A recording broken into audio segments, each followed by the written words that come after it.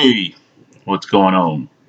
I'm just coming here today to tell you that basically you are not a victim.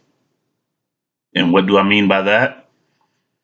I mean, you are not a victim of the circumstances that you're having to endure. And the reason why I say that is this is because of this.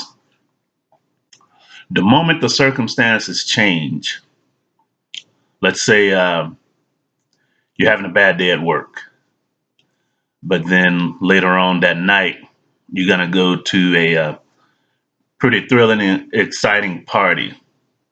What happens? Your mood and your attitude changes based upon the circumstances. And it changes to one of excitement and pleasure, more than likely. And why does it do that?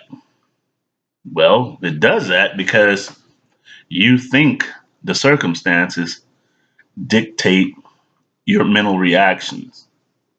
And you react to circumstances, whether you call them harsh or whether you call them festive. You react to circumstances based upon your definitions about circumstances. So, what if you were to do something real pioneering and bold?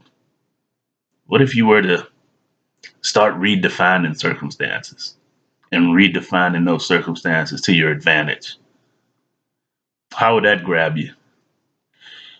What if the same thing you called a bad day on the job was just a harmless happenstance? I mean, think about it. You had a bad day on the job, but you survived. You came home alive and well, and you breathed a sigh of relief when you got home. And at the end of the day, whether you realized it or not, more than likely, it was just a harmless happenstance at work. So, what if you were to redefine what you think about those circumstances and just call them harmless? You know, I once I was walking to my mailbox one day, and I walked through the back area, and a couple of dogs in the neighbor's yard, they got pretty agitated. And at first, I thought they were barking at me, but then I realized that they were not. There was a cat right in front of the gate on the other side of the rear gate, and they were all barking and agitated, and they were, I guess, they were trying to get at that cat.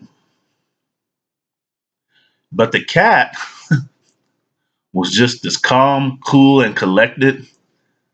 The cat knew he was safe on the other side of the fence, and he milled around a little bit, kind of poked around by the garbage cans and whatnot, and then the cat just went on about his day. I suspect that that cat, as calm as it was, saw the barking dogs as a harmless happenstance. What's interesting, I've actually a time or two seen people walk back there and the dogs get agitated and the people react and they go into defense mode.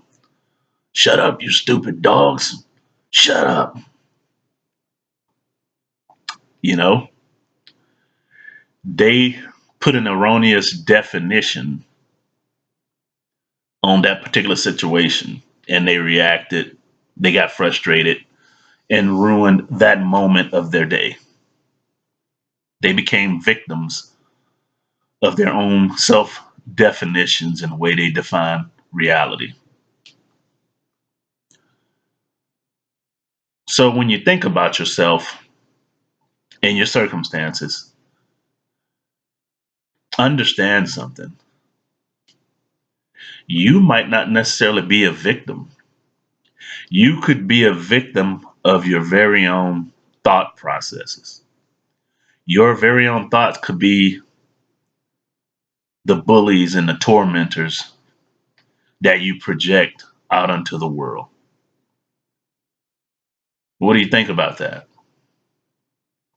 Maybe it's worth a shot trying to change your definitions of your environment and your mundane day to day circumstances if they bug you. Begin to think about that. Whatever you defined as a bad day at the job, start to think about how you could redefine that and call it that. Call it that. And eventually it'll be your reality. You won't be a victim no more. And sometimes the way the mind is, a lot of people are always in reactive mode. They don't know how to break themselves from the reactionary habit, especially reacting with negativity and frustration. So, if that's your dilemma, there's a solution for that too. It's called the power of spiritology. See that? The Power of Spiritology by Dario Thomas, on sale at Amazon.com. Check me out. You won't regret it. Stop being a victim of yourself. God bless.